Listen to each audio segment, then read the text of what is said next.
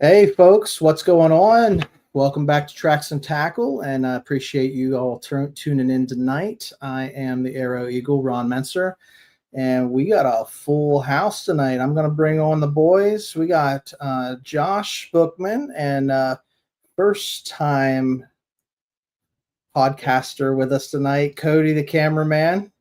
Right.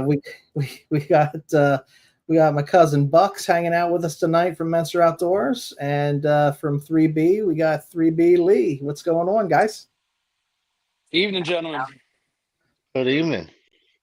I love it when we got a full house because I don't have to carry all the vocals, and there's more people that can chime in and stuff. So really excited. We got Josh and Cody are gonna really take point on tonight's episode because we're gonna be talking all about the one of the newer shows under the Tracks and Tackle Collaborative, which is the Cook Book.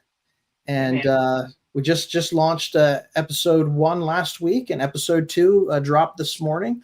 And we're going to talk about everything from firing up the kitchen and cooking some wild game, and we're learning recipes and sharing tips and tricks. So tell me, Josh, Cody, how's it feel? Man, it's exciting. It's it's exciting and it's fun. The past couple of weeks, I mean, Lee knows we've filmed one with him already that we have to come back and redo. It's out in the open now for everybody to make fun of me for. Um, it's a lot of fun just getting together with people and telling stories. And you know, the episode that came out today with my buddy John, he's talking about going 30 miles off the Gulf Coast of Florida, catching stringers full of red snapper, these red grouper, getting on, all these other kinds of fish.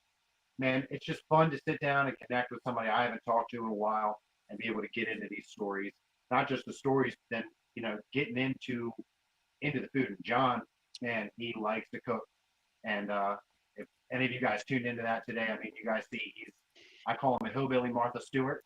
Might get mad at me for saying that, but just the way his brain breaks things down, he made us wait a couple hours to shoot the episode, and I'm going to say it was well worth the wait because he was so prepared, and man, what an honor it was to do that with him. But I'm excited to talk to you guys tonight. We actually have, pun intended, a full menu. Um, Several things that I want to get into. I want to know about what you guys like to eat, some of your favorite animals you guys like to eat, whether it be fish, deer, hogs, turkeys, anything you guys like. I want to get into some of your family's favorite recipes, some of your personal favorite recipes, and then if we have some time, I have two other topics, but there is two debate things I want to get into at the end, and they will, I'm sure, in this small group of people, be heavily debated. So, first up, Ron, I do want to start with you and the Mentor boys. Okay, I Yeah. want to know if you had your pick of any three wild game animals, like I said, fish, turkey, deer, anything in the world, you had your pick, top three. What are they? Go. All right. Well, it's funny you guys always want to start with me because I hate going first. I love to hear what everybody else has to say. I'm always going to be a white-tailed deer guy because that's my passion, right? So venison, venison backstraps, tenderloins, you know, burger jerky. You can make it so many different ways, and so that's like one of my. If I was on a stranded island and I could only have three game animals, the question that I think about is when I've done some traveling with my jobs and my lifetime, and when you're in Kansas City, you get barbecue. Yeah. When you're in Baltimore, you get crab meat, right? When you're in certain parts of the country, you eat the cuisine in that area. Like when I'm down south, like in Florida, I want to eat fish. I'm usually ordering fish off the menu because so it's whatever's fresh. But here, being a Pennsylvania guy, I grew up on venison, beef, and pork. So How we all um, are much. yeah, and I'm a meat eater. I'm a meat guy. So venison, definitely. I'd probably, from a wild game perspective, you know, that yard bird's pretty good. You know, the turkey meat. They're okay, but I could live without it if I had to. So to pick three, I love elk meat. Yeah. Like I love bison, but they're not regional to me here. So if I had to like go three, I'd say elk, bison, and whitetail would be my top three. If I was on an island and they were the only three things to hunt, Right all on. red meat. Lee, I'm going to kick it over to you, buddy. So I would probably my top would probably have to be mahi. I love mahi tacos, mahi steaks. It's probably my go-to favorite. Not only fish, but it's my favorite meat. And then of course, second would have to be the all-time, white-tailed deer. You can do just about anything with it. Bologna, like Ron was saying, jerky, steakums, Mm-hmm. just regular ground. And then third, I would probably have to go with either the good old wood duck or mallard duck. On my They list. just they cook up perfectly. They're the less of the gamey ducks, in my opinion, just the way that they eat and what they feed off of. So uh, I don't really care for a lot of real gamey meat. So yeah, it would have to be mahi, white-tailed deer, and then some ducks. Right on. Buck, what about you, man? Well, I'm going to echo the white-tailed deer. Obviously, that was That's on everybody's list. We knew that. yeah. I mean, that's on everybody's list. I mean, that's the one we're all familiar with. That's the animal we're used to hunting that yields the most meat. There is something about some dove breast wrapped in bacon there that is hard Come to turn on. down. You gotta kill a pile of them to have a meal. I mean, it's like eating chicken nuggets, but there's something to be said for some good dove breasts and bacon. Absolutely. And I mean, I don't. It's the third one. I've only had it once because we've only killed one. My wife killed a bear, and honestly, that bear meat was fabulous. That's on my list too. Now we slow cooked everything, but that was fabulous. So, I would have to go with the whitetail, a black bear, and doves, I guess. Okay, so that's actually very similar to my list. Black bear and a black bear cheeseburger is phenomenal. I mean, there's nothing like it. Um, and then number two on my list would be any sort of puddle duck. And I'm not super specific. I like the mallards, the wood ducks, the black ducks. They're all delicious. And obviously a white-tailed deer for us around here. Um, I like some of the other cuts of meat from a whitetail. I like the good front shoulder roast and the neck roast and stuff along those lines. Slow cook that stuff is really good. Now, Cody, I know you don't have a whole lot of experience, but what about you, man? I mean, I know I've made you a couple dishes now with some deer meat. Oh, you can't go wrong with venison. I've had venison probably about 5 or 6 times now, 5 or 6 different ways. Gotta say, there's never been a bad way to do it. Like you said, I don't have a whole lot of experience, but I'm hoping this year to get a couple deer in the freezer. Try replacing some of my beef products with venison. So we've got him on 3 firsts already. We got him his first catfish. We got him Crabs and we got him his first crabs, and then what was the other one? striper. Yeah, we got him his first striper the other day. So I mean, we're cleaning up on this end of summertime stuff. It's a year full of experiences. I love it. Yeah, all this is new to me. I mean, even right down to the whole YouTube channel and everything. That's been a bit of a learning curve for us so far, but it's a lot of fun. It's been really cool meeting some of you guys. I know I met you, Ron, the other day, and Right. weeks ago, and I know Thursday we're gonna meet up with you again. Take two. Yep, take 2. Josh. So much fun. Let's do it again. Hey, now this is one that I had to put a ton of thought into, and Lee, I'm going to start with you on this one because I know how outspoken your family is. Yeah. What is something that you make, that you cook, that Dad cooks at home, that everybody in your household is like, I want this every time. This is what my kids, my wife is asking. That would be the tenderloins. So, of course, we cooked the tenderloins up and made poppers the other day. No matter how I cook it, I can just butterfly it up, throw it in a pan real quick sears on both sides, and both of my kids and my wife are eating it before it hits the plate. I can't make it fast enough. I end up running out before I can enjoy half of it. And I mean, growing up as a kid, I started hunting when I was 9. My half brother, of course, is older than me, so that was the same thing at hunt camp. We would come if somebody harvested a deer that night.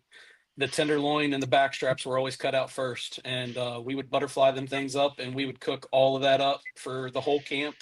And that's our go-to right after a hunt meal. And like I said, my kids, I can't cook it up fast enough. That night that Josh and Cody were over, I made the rest of the tenderloin that night, and my son was just hand Well, in the pot trying to take it as fast as I could make it.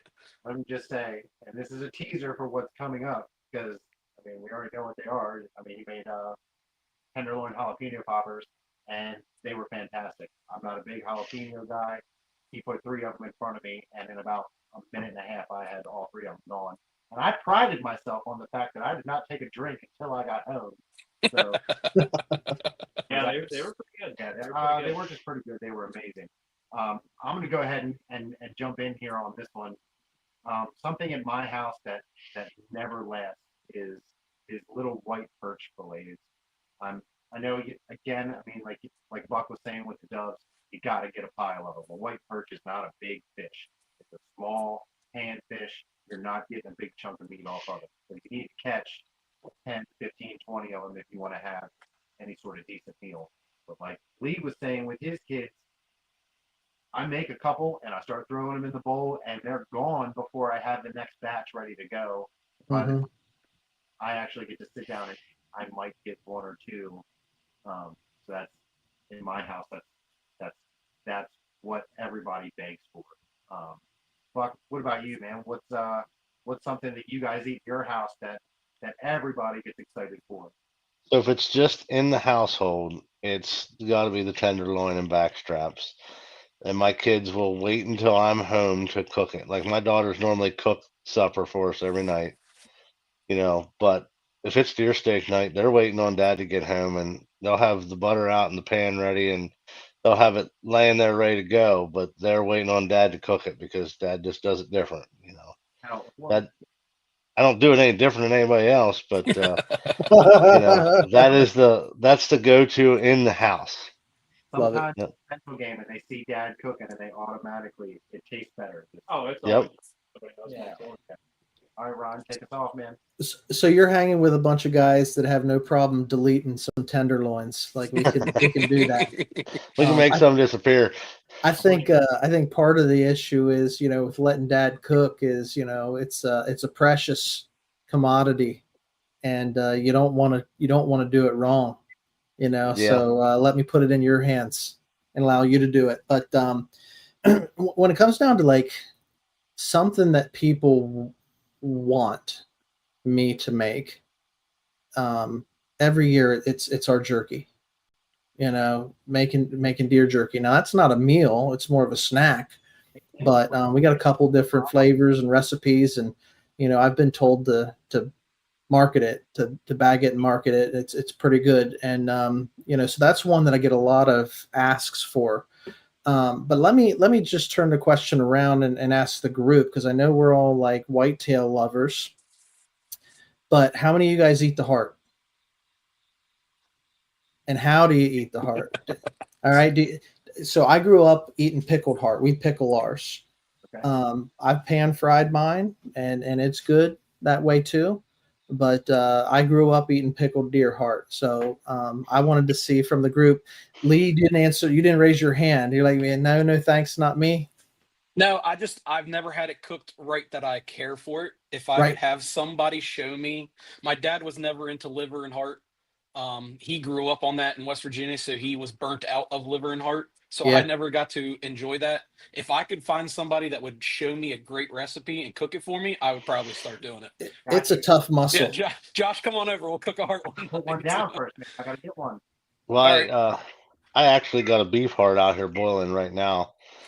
I got it ready before I come on the podcast, but the one thing I tried with my deer heart last year, I smoked one. Mm. Now you got to get the timing right and the temperatures right. There's a lot goes into it, but man, when you get it right, it's on point. That's different. Yeah. Yep. Pickling a deer heart is something I'm going to try this year. I'm glad that you brought that up, Ron. It's But awesome. It's a great snack, man. I mean, I'd rather eat a sliced up pickled deer heart than eat potato chips. Yep, yeah, 100%. but I pan fry them. Again, that's one of those things that's why we were talking in our deer episode a couple weeks ago. I keep a gallon-sized Ziploc bag in my just for the heart and the liver because I don't want it mixed with everything else. I'm going to rinse it off. I'm going to put it in that bag, going right in my backpack, and that's one of the things that my daughters beg for when I get home. Dad, please tell me you saved the heart. Yeah, all That's right. awesome. I'm gonna fry it up for me. But no, I like to pan fry, man. This is kind of the basis, the things that I love about the cookbook show and going to talk to people is learning this kind of stuff. As much as I like the gourmet meals, I want to know the hunt camp stuff because for me, and I'm sure some of you guys know, if you've ever tried a deer heart, you can literally just throw it in a hot pan with a little bit of salt and pepper, and it is delicious. I mean, it's The one of problem with that method is though it's over and gone when you pickle it like Ron and I do. It's yeah, like it's the gift that keeps giving. It's in the fridge and it well, gets pushed. It gets It pushed to lasts a the little bit back, and longer. it gets even gets pushed to the back every now and then, and then, a month later, you're like, whoa, yeah, I didn't know I had any of that left. there you go. That's true. Yeah, All that's right, true. all right. Now, this is another meal question, but this is more specific to you as an individual, and I'm mean all of you guys. You had the choice to make one thing for yourself. This is your favorite wild game meal for yourself, not to feed your family, not to, indulge anybody else. This is your favorite thing. What do you got? And That's not back straps. not backstrap. Let's What? yeah, like let's widen the widen it. Use the So whitetail backstrap from this. You can use any yeah, other off of whitetail, no backstrap. look, Or I mean, tenderloin. Josh has texted me earlier, and we were talking. Like we eat a lot of pork in my family, and something that like I get hungry for is biscuits and gravy. Like I will make sausage gravy in a cast iron skillet. I do it with venison meat. And I'll do it with sausage, but just cook up some biscuits, have some sausage gravy, fork and knife that thing, man. I mean, that's what I could eat that for 1 or 2 days, and I'll put a pound or two meat away. It's not the healthiest, but I do get hungry for that and make that for myself from time to time. Right on. Buck, what about you, buddy? Well, since you eliminated the answer already, uh, for myself, I got a chip deer recipe. I do my own. I cure my own hinds and chip it. So I'm going to be a little bit like Ron, chip beef gravy out of it. Yeah. With chip beef gravy with cream cheese gravy. And I can just eat that as a meal. Throw it over top of the salad or whatever, and you know, 30, not 35 minutes ago before we got on here, my Captain Tim was over here. He's like, man, I got these deer steaks out and I'm trying to think of how to make them. I think I'm going to bread them and I think I'm going to make a big pot of country gravy to go over top of them. And I'm like, Oh dude, yeah. fried deer steaks, man, you can't go wrong. Oh, it just Yeah, sounds, that's good home cooking right there. yeah, we're literally on a gravy train right now. I love this. I would have to say, going back to the puddle ducks, after we shoot a bunch of ducks and I can breast them out, I mean, I'll take them to work, fry them up, a nice little bed of rice, seasoned rice with them. I think just they're perfect, 2 or 3 little breasts and some rice is the perfect little meal. And I just love cooking them up. I love eating, um, puddle ducks and stuff. And we venture off and get some sea ducks and some divers every now and then. You gotta do a little bit different with them and to get the gamey taste out. But a mallard, a black duck, a pintail, that is my go-to. I love puddle ducks. Well, you can't go wrong. I remember the first time that, I don't, were you there the first time that we went with Garrett to shoot wood ducks in Union? No, Were you there? no. No, Goldhammer was there, and Chris was there, and obviously Garrett was there. Um, I killed my hen wood duck, which is right here on the wall that day. And Garrett was like, here's what you do. I'd never cooked a duck before. Garrett walked me through the entire thing. He's like, you go home, you want to sear it all the way around, right? He's like, and then just pull it off, let it cool down, wrap it in bacon, stick it in the oven, don't bake it, broil it. He's like, then your bacon's going to get nice and crispy. All that grease is going to drip right out of there. Man, I cut into that thing, and it was like, it opened a whole new world for me because I'd never tasted waterfowl before, let alone made it myself. And man, I was hooked. But I want to touch on a point that Lee just said. There's a huge difference between the taste of a puddle duck and the taste of a diver duck. And Lee says gamey taste. A lot of people say fishy taste. The difference is all in their diet. So when you prepare those kinds of things, you need to keep that kind of stuff in mind. That's why a lot of people, myself included, when I love shooting the sea ducks and diver ducks. I mean, it's one of my favorite things to do, be out in the open water. But I know that these ducks that I'm taking, they're going to have a little bit of a fishy taste to them. So you got to compensate for that. There's seasonings and stuff you can use, but I tend to stay more towards like an Asian style dish. You make like a lo mein dish with strip steaks off the duck breast. Tell you what is another good recipe that Garrett gave me is turning some of those smaller diver ducks like your bufflehead into a soup, almost like a cream of crab soup. It's delicious. Delicious. I mean, I can't believe, man, that was one of the first things that me and Timmy did. As me and Lee like to say, we had a bufflehead beat down, and we came home with a pile of them, breasted them out, made a pot of what would be cream of crab soup, but instead it was cream of bufflehead soup. That sounds good. I mean, the more meat in your soup, the better the soup's going to be. It does not last long around here. So, if you guys don't mind, I want to transition a little bit into some of your influences, not only in your outdoor lives, but who influenced you guys to like test things out or to try new things? Like, I know Ron wrote in the show notes. Ron, you're so good. God, I can't believe it.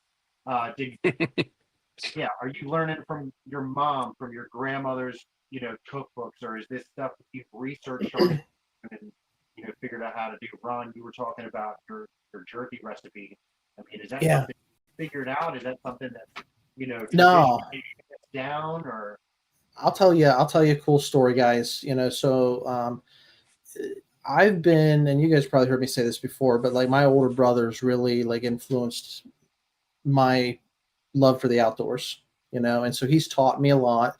He's a couple years ahead of me, and so I've just learned a ton of stuff from him. And my mom, when she would cook a steak, she'd overcook the steak.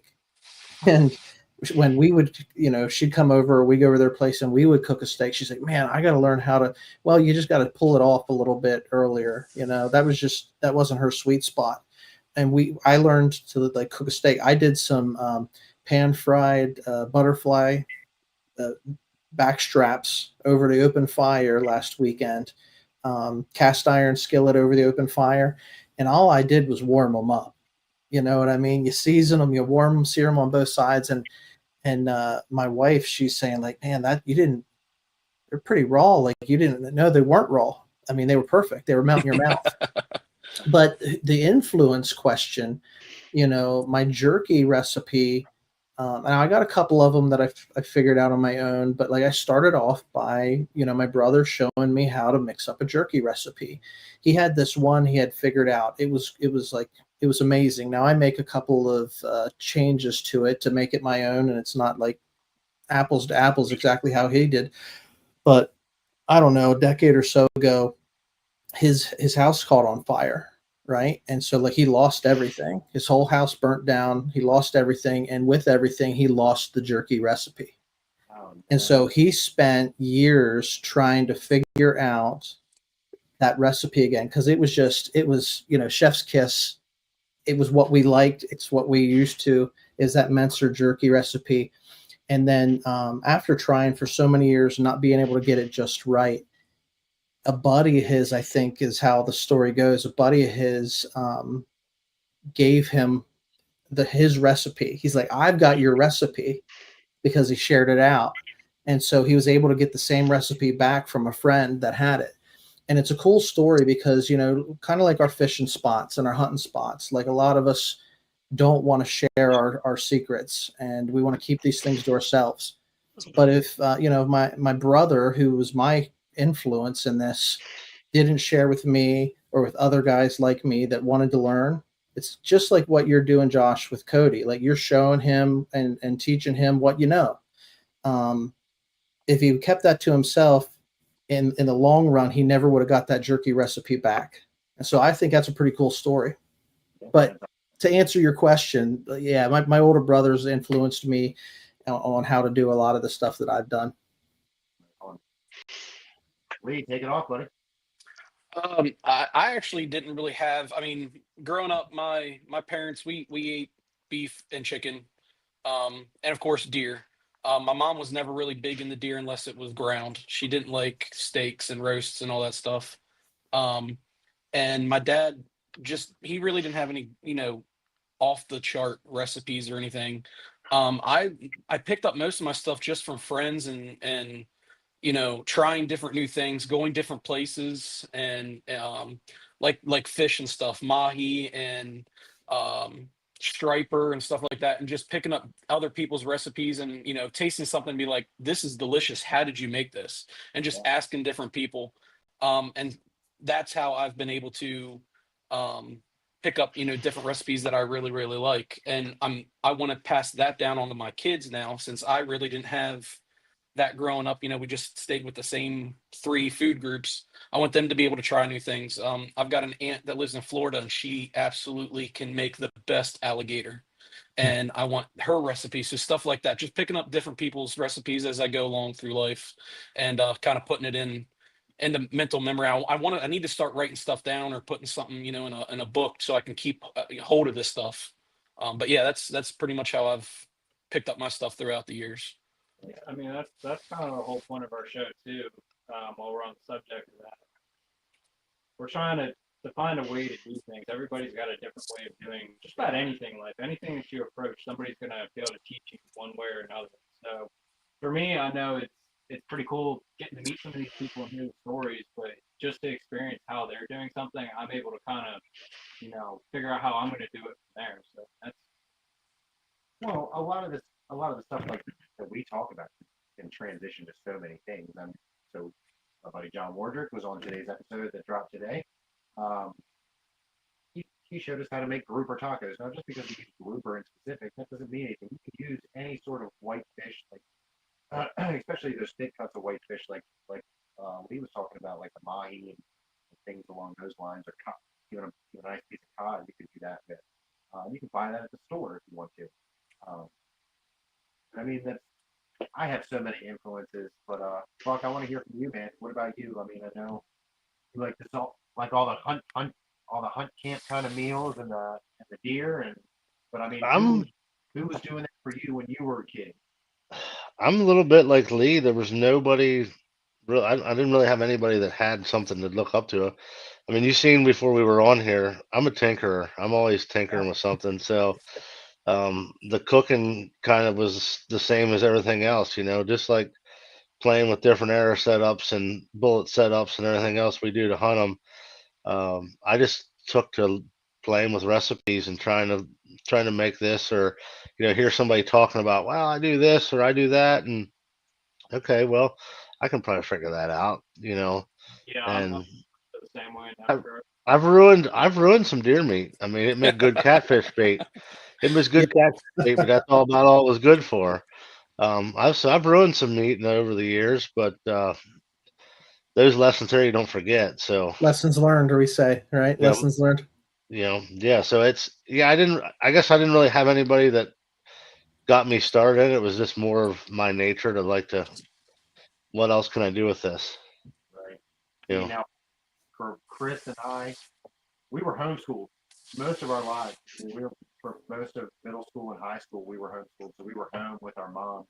And my dad was an avid outdoorsman, and my grandfather was the same way. You know, he owned farms, and this that's what we did. We ate beef, we ate deer, we ate rabbits, pheasants, you know, squirrels, all that stuff. And my mom would cook it all. My mom wouldn't butcher anything, but if my dad walked in with a rabbit gone off, she'd throw it in a pot with some salt water, brine it out for an hour or two, and then she'd butcher it down or she'd quarter it down, and Yeah. she'd pan fry it. I mean, those are core memories in my head of my mom in the kitchen breaking down a rabbit or breaking down a pheasant, you know, throwing it in some breading in a hot pan with some butter, and you know that's how we ate things. It wasn't until later in my life when I was a young adult, you know, late teens, early 20s, when I started out in the workforce. One of my earliest jobs was at a restaurant, and I worked with this Latino gentleman. His name was George. He was an old greasy spoon fry cook, and I know every one of you knows exactly what I'm talking about. He's the guy that when he throws a burger on the grill, you know it's going to be amazing. You know, Right. just one of those guys. So he would tell me, bring me in some deer meat. I'll show you how to cook this. I'll show you how to make it awesome. You know, bring me in some steaks. I'll show you how to cook them. And so at a very young age, I had my mom showing me how to do things like this classic family style country way. And now I have this other guy who's showing me, you know, I got this big flat iron in front of me. This is how we're going to prepare this stuff today, and we're going to make it primo. And now, as my life goes on, and I've started getting into fishing, and I've started getting really into waterfowl, thanks to that guy down in the corner. Um, you know, my horizons have just kind of expanded, and that's kind of why I don't know, maybe it's a midlife crisis. I turned 40 this year. I'm like, I got to get out and I got to start meeting people. I got to start getting these recipes. Not only because I want to eat food that other people make for me, but because I want to be able to bring these recipes back to my house when Right. I inevitably take my charter trip in Florida and grouper. I want to, you know, when I get to go to Texas and shoot a hog, or when I get to do these things at some point in my life that I'm vowing to do, I want to know, you know, A, how to butcher it, A, how to cook it, and B, how to enjoy it and not end up with catfish bait. Well, I'll add, Josh, that we have a friend in common who eats just about anything. Garrett, That he yes, and I have made it a thing in the last 10, 15 years. Don't ever say no to something new, and I have tried a lot of new stuff, especially hanging around with Garrett. We've had raccoon, we've had otter, we've had beaver, we've had all kinds of stuff that wow, normal people would look at and be like, that sounds disgusting. And it was actually top tier food. You just don't know. You don't You know don't. until you've tried it. And I, so like these taboo things in our mind, you know, you can't make a decision on something until you've at least tried. And I'm a firm believer in that, Lee. So I agree 1,000%. I'm going to throw a spoiler out. Garrett did tell me that he would come on. He has to wait until the end of October or November because I am begging him to slow cook a raccoon because he made one for a wild game dinner, and it was the The bell. best. It was literally the best thing there. Everybody agreed, and I thought I was top notch. I made catfish nuggets, and they didn't last long, but everybody, I mean everybody, went back for seconds and thirds of this raccoon that just pulled apart like roast beef. I think that's where I met most of you guys for the Yep. first time. And that was Now, Ron, were you at the one with the beaver or with the raccoon? I was there last year, so I thought That it was was raccoon. That was raccoon. Yep. Beaver Yeah. was the year before that. Beaver was the year before that. There's funny stories. Yeah. So it's cool. It's cool when you like run with guys and you have these different. I mean, just like Cody, I'm sure you're sitting there soaking this up. Every person that you're meeting, and you're hearing these different stories because we're all coming at it from a different perspective and a different walk of life. You know, but one guy's going to tell you, you know, bear meat's the best, and the next guy's going to tell you, well, my experience with bear meat is it didn't taste good at all. And so you got to figure it out on your own. And everyone's palate's different too. You know, here's the question though. Here's the question that I got for the group. How do you like what's your favorite way to cook something? Like, do you grill it? Do you fry it? Do you? Let's go to something specific on this one. Sure. Everybody loves them. Everybody loves them. Let's talk about a backstrap. You got a backstrap in front of you. How are you cooking it? What are you using? How are you making it? You smoking it? You doing it in a cast iron? You doing it on a grill right over top of the flame? What do you got, Lee? It'd be a cast iron on an oven, oil, a little bit of salt and pepper, and then sometimes I like to add a little bit of Parmesan for like a great like a crusted Parmesan, and then red pepper on mine. So yeah, that's my go-to. Definitely on a cast iron. Yeah, cast iron is number one. I mean, I'm sorry. My preference also. Buck, what do you got, buddy? We're going with the butter, but any kind of pan, cast iron or just a regular frying pan and butter. You can't go wrong. Yeah. Salt Give and me a pepper. You don't hot need any tin more. cup. Nothing. Yeah, nothing more than salt and pepper. Bingo. So I'm a cast iron guy. Um, I don't. I love to grill. So like when it comes to steaks, it's usually on the grill. But when it comes to my tenderloins, my back straps, like they're going in a pan fry. Salt, pepper, butter.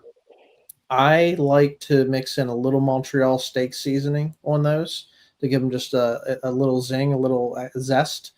And then, if I'm really wanting to do something a little bit special, um, I'll cut into, instead of butterflying them, I'll cut into them and stuff them with cream cheese just so that that cream cheese melts a little bit and it gives you a little sauciness. It keeps them moist. And that's an amazing dish. And at that, I think the boys said, let's go try it. They said we're gonna go out here and try that right now. They're going to the grocery store to get cream cheese as we Yeah, they're speak. headed. Yeah, they're headed for cream cheese and thawing out some backstraps right now. So I think we're in agreement. Pan frying your tenderloin or your back strap Yeah. is the way to go. 'Cause for me, it's like controlling the heat. I Yes. like to grill, and on a big, thick, juicy steak, I mean, I can take a little bit of flame kissed meat, but with with that precious backstrap meat, hey, they're back. Hey guys, my grill, it's not the newest, it's not in the best shape, and I can't control the heat on there like I can a flat iron or a cast iron skillet. So that's the way I like to go. We just figured when you guys bounced out, you were going to the grocery store to try my recipe. Yep. Okay, so are we still on the backstrap and how everybody likes to cook it? Yeah, Yep. yeah, go ahead. Hey, okay.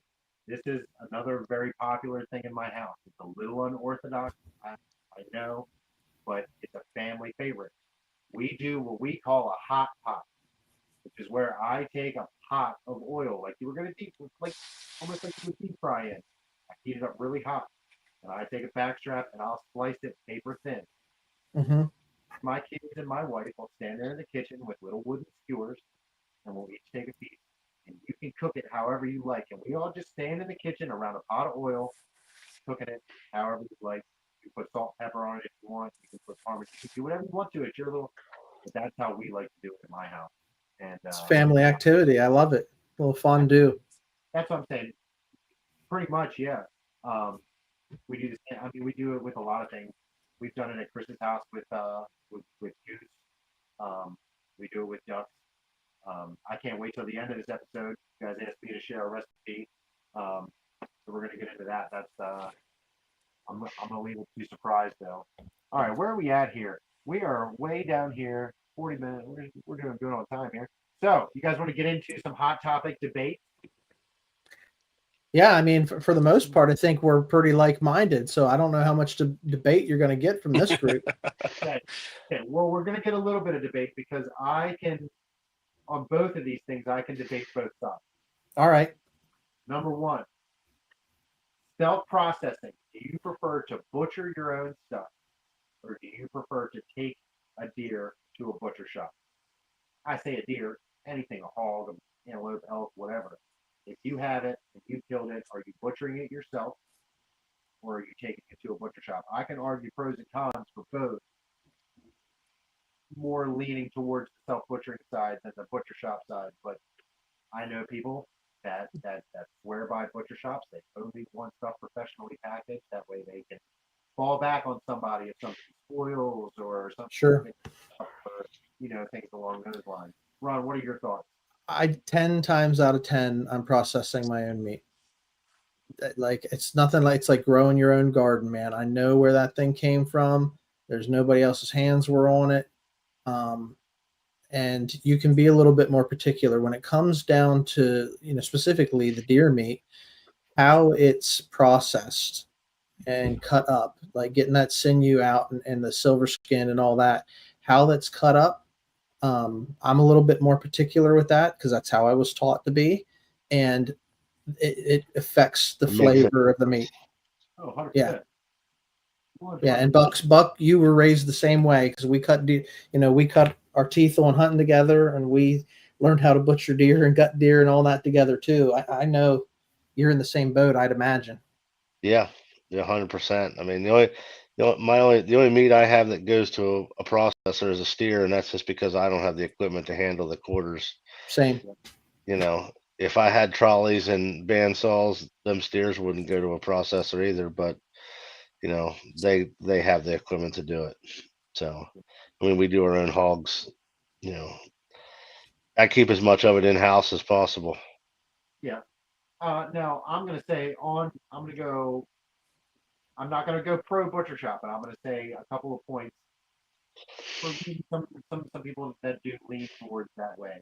You can get very particular with your cuts of meat, and you know that a professional certified person is going to be handling it in a health inspected environment, things along those lines. You don't have to, 90% of the time, you don't have to worry about packaging it. So that's good.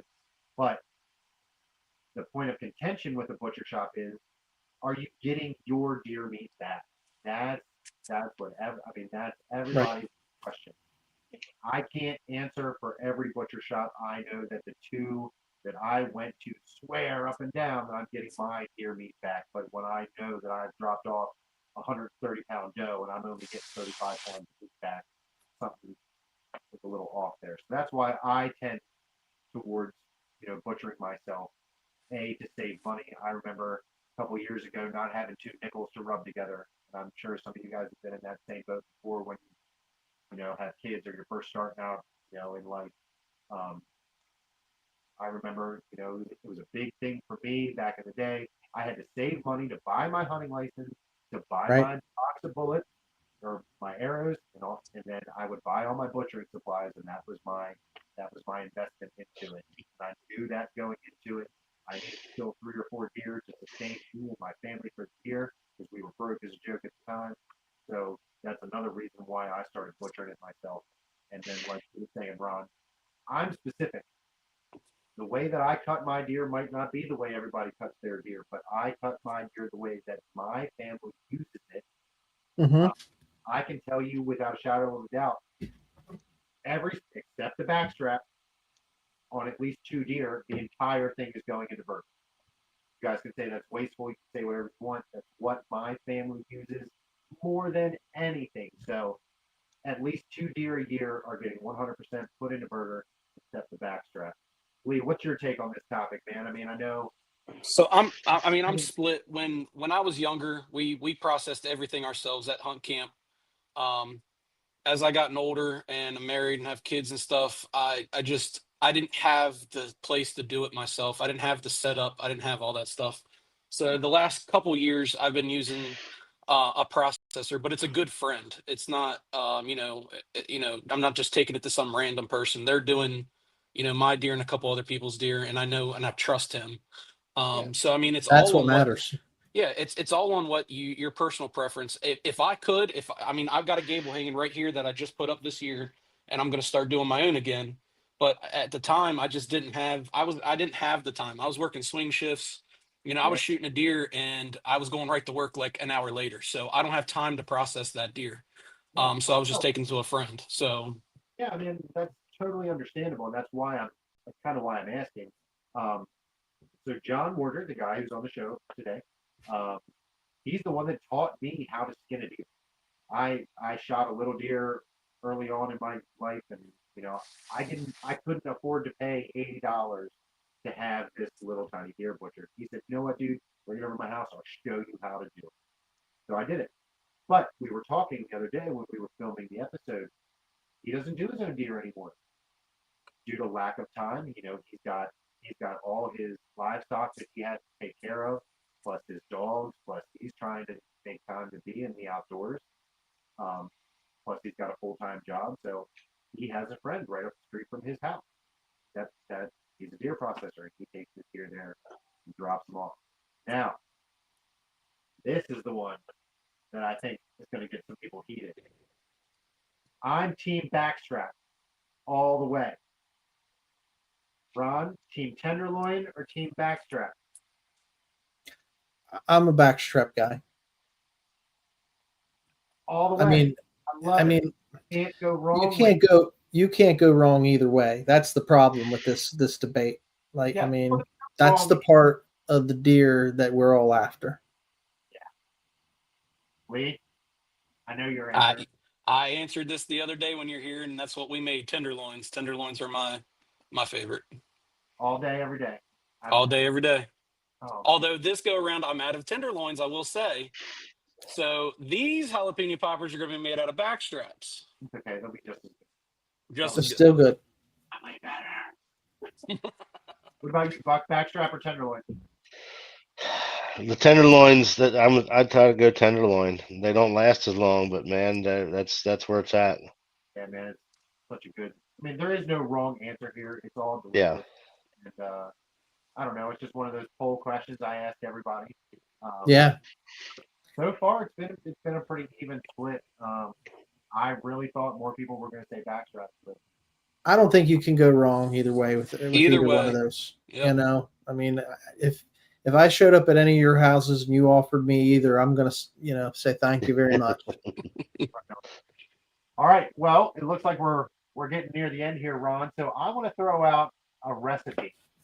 I want to throw out Dove. The opening of Dove season just happened. Buck was talking about how you can't go wrong with a piece of bacon wrapped dove meat. I want to take a little bit of a twist on it, and we're not going to go jalapeno poppers. I've been experimenting with this little thing. Cheesesteak bites. So a dove, as many of you know, they're like a little filet mignon, especially when you cut them off the bones. Mince it down. Take a butcher knife, mince it down real fine. Take a couple white onions, do the same thing, mince it down, a couple green peppers. Lee, I'm on this spicy kick right now. I might actually chop down some jalapeno peppers. But then you take yourself a nice little piece of French bread, a little baguette or whatever, and toast it. Fry all your meat up, fry your onions and everything up. A little bit of Cheese Whiz. You got to go OG jar of Cheese Whiz drizzled in there. Throw it on top of a little bruschetta, and then you got yourself a little Dove Philly cheesesteak bun. And man, they turn out really good. So sounds delicious. It sounds interesting. Yeah, I mean, we're all sitting here thinking probably, all right, how do I make this happen? Like that's a great recipe to share out here as we wrap it. Lee told me he was going to try to get a dove or two, so we'll see if he can come through on that. I'm trying. All right, he's trying to with no luck. They're all down with the Triple B guys. Yeah, they're all down in Arkansas on his tailgate. Yeah. Well, listen, man, I appreciate you driving the show tonight, Josh. Cody, thanks for coming on. I'm said this before. I don't know if I said it on air or off, but I'm jealous that Josh has got himself a cameraman and a help. So I mean, life would be so much easier if I had somebody helping me film. I sent Josh a video that I did like maybe a year ago on some work I did in the kitchen, cooking up some food, but I'm trying to film it myself. So I'm pulling food out of the oven. I'm trying to film it with my cell phone at the same time. It just wasn't as professional, but the Cook Buch episodes airing on Tuesdays. You get them out pretty much Tuesday mornings. Your latest episode, really, really interesting. I mean, I bought in. I started watching first thing this morning, and I was like, man, this has got me hooked. I had to pause it and then come back to it in the afternoon because it was great storytelling. from the beginning to the end. And really excited to see what you guys do as you bring on more guys. I know that you're getting ready to set up with Lee here. Why don't you plug your next couple of episodes? Yeah, so Lee's going to be on. We're gonna retake this. So I'm going to meet up with him. So Lee will come out next Tuesday, and then the fall, Ron, I'll be filming with you. Yep. And then the following week I'll be with Chris, the other founding member of 3B. And then after that, I'm going to do another episode myself where me and Cody get into the kitchen. Hopefully, we either have some ducks, some doves, or some deer on the ground by then. I'm sure something. If not, we'll get back out and we'll catch some crabs, and maybe we'll do an old-fashioned Maryland crab steam and crab feast here at the Buchman household. But I just want to say thank you to everybody. Ron, you in specific. I know your name is Ron Mentzer, but I call him Ron Mentor. You know, he's really been guiding me with this. Lee, you know, I owe you a lot of credit for A, getting me into some ducks, B, for being so gracious with all this. Buck, I really appreciate you, sitting here and telling stories with us tonight and sharing all this stuff. I'm inviting anybody who's listening or anybody who tunes into this, send us some messages, man. I mean, we're always looking for recipes. I like to do videos with what we're making for dinner. Probably going to go out and do that here in just a couple minutes. But look us up on YouTube. We're at the Cook Buch, spelled B-U-C-H. We're on Instagram at the Cook Buch 3B. We're on Facebook with it's just me, Josh Buchman. You can find us through the 3B outdoor page. You can find us through the Tracks and Tackle pages, the collaborative pages, the Mentor Outdoor pages. Same thing with Lee. You can find all his stuff there. And I just want to say how thankful I am to you guys, all three of you, for being here. Really missed my brother tonight. Thank you to everybody that tuned in to our show today and everybody that tuned into this. We're super grateful. And Ron, man, I can't tell you how much I appreciate everything you've done for me, buddy. It's been a lot of fun, man. Whenever before I met Josh, I was told he didn't take pictures and he doesn't do social media and all this jazz. Look, man, he's out here filming. He's already like surpassed. It's when the Jedi becomes the master. He's out here doing it, with the help of Cody. So love watching what you guys are doing. We're back, we're the wind in your sails, man. We want to propel you forward. And we're looking forward to some more cool game recipes on the cookbook. So that's it, guys. We'll get off here. We'll share this out on socials. And appreciate y'all, man. This is a blast when you got a group of guys that want to come on and, we just talked just about an hour about cooking wild game and sharing best practices and stuff. Time flies, but this is what it's all about, guys. I appreciate every one of you. All right. Thank you, Ron. I appreciate you. Thanks, Ron. All right, guys. Tune in next week. We got our cool guests coming on next week. We got a gentleman named Tom from, he's got a business called the Scrape Rope. And as we approach, I know Maryland season, archery started, and PA season is getting ready to rock and roll here, especially out in some of the eastern Pennsylvania counties and wild management units. They're getting ready to start archery season. So we're going to talk scrape rope. We're going to talk archery hunting, and tune in next week for that one. Appreciate y'all. Remember, get outdoors. Nature's our playground. Stay wild.